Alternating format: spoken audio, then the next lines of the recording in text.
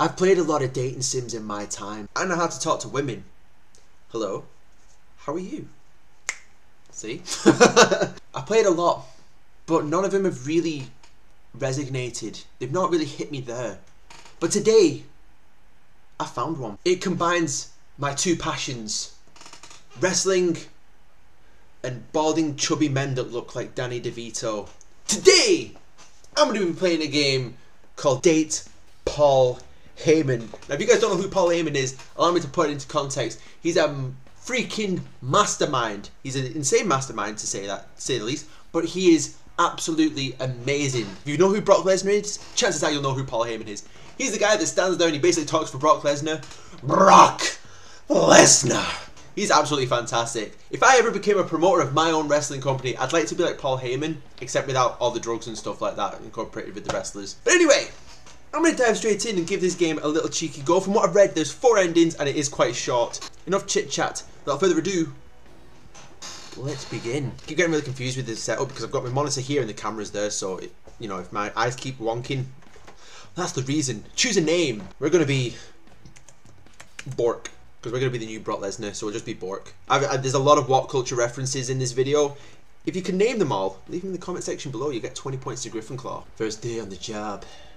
Boring as always. You stifle back a yawn when while the other temporary security guards around you shuffle, waiting for some sort of instruction. Your agency rented a huge group of you out for the WWE job, which is pretty unusual. How can you be bored if you were working at a WWE show? I'd be freaking out! You've watched wrestling before and have no clue why they would need some other agency to help with security. Normally they have it all under control, but you aren't complaining. WWE is pretty sweet, and money is money. Oh my god, right, okay, here we go. I can't do Triple H's voice. I'll give it a try, Hello everyone. My name is Triple H, and I'm your boss for now. WrestleMania 32 is gonna happen this weekend, and we're strapped for security, as you can probably tell by all of you being here. After all, some of you probably have no business in the protection service. You're almost entirely sure Triple H was looking straight at you while he spoke. Mate, I'd be weak in the knees if Triple H stared at me. Not in a, because, I've watched this guy since I was little. Fucking sick, man. If I actually got to speak to this dude, I'd be marking out. Anyway, one of our matches is Dean Ambrose versus Brock Lesnar, and it's a pretty big one. Problem is, Ambrose has unpredictable tendencies, and Lesnar is, well, he's not one for peaceful resolutions. Thus, our extra security requirements. Brock Lesnar's agent, Paul Heyman, will be here soon to give you more detailed instructions. Just don't fuck it up. Well, alright then. Was he really looking at you earlier? You feel so attacked. Yeah, you're not some super heavyweight creature, but you thought you were pretty dependable. Good morning, everyone! I can't do Paul. No, I'm not even going to do Paul Heyman's voice. Good morning, everyone. My name is Paul Heyman. I'm supposed to spend the time telling you all about how important it is that you behave yourselves and my client, Brock Lesnar. Unfortunately, none of that will be necessary. A murmur of confusion runs through the crowd. See, I didn't even want any of you hired. I don't, well, believe in holding back my client. But as I'm sure you're all aware, deals are deals, and if I wanted my client to receive the best deal, I was going to have to allow all of you nobodies to interfere. I apologize, I'm really bad at reading. It's just dawned on me now how bad I am. You're all dismissed. You're super confused. You thought you got hired to actually do something, not just to fuck around in catering. Almost all of your fellow security guards decide to turn around and head somewhere else, and Paul Heyman pulls out his phone and starts typing something. You definitely don't like Heyman threatening you like that, but you've been on the job for maybe a minute or so it's not like you want to push your luck. I'm going to speak with Mr. Heyman. Just look at that face. That looks like a face that, you could happily talk to. Whatever your case, you don't like Paul speaking to you that way, so you might as well try to clear the air. You wait until he's done typing out an email until you step up close, and he's already annoyed. Excuse me? I'm sorry? Didn't I already dismiss you? I'm Bork. I just wanted to let you know that I'm not real into the idea of doing jobs only halfway. When I get hired, I do work. So you outright telling us all to fuck off is pretty offensive. Paul laughs. What audacity! What gut! Now why on earth do you think you're allowed to be so brazen, Bork? You're already embarrassed, but it's too late to turn back now. Fired or not, might as well make it work. Now, I do have to say my client just loves taking on new challenges. In fact, it's one of the many things I share in common with him. I have to wonder, Do you have the skill to back up the talk? From around the corner, a hulking man beast shows up, genuinely giving you a fright. Or a frighten. Brock Lesnar, meet Bork. They wanted to take you on in a little challenge. Brock smiles and cracks his knuckles. You swallow nervously. This went somewhere totally different. What do you do now? Fucking bring it on, man. I'm fucking Bork, alright? Don't mess with Bork. I don't give a fuck if he's the real deal. I'm Bork. I can do this. You aren't scared of no pussy ass bitch Brock Lesnar. You've watched him wrestle for years, and you're sure you can take him because he's lazy. According to Ambrose, he's lazy as fuck. Yeah, sure. Bring it the fuck on. You're also sure that you might be walking straight into Death Wish, but you figure you'll either die or get fired. And at this point, who really cares? Paul laughs at your enthusiasm when Brock steps forward. Nah, Brock. We don't want our friend to be damaged beyond repair.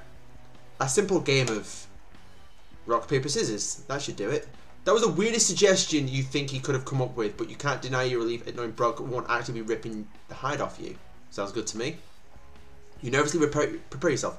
Brock gives you an evil smile. What do you throw out? So I always instinctively go for rock, okay? And because of course I'm dealing with Brock, I'm gonna go with paper. Because Brock might throw out rock. Get inside getting very philosophical here. 2 steps ahead. Go with paper.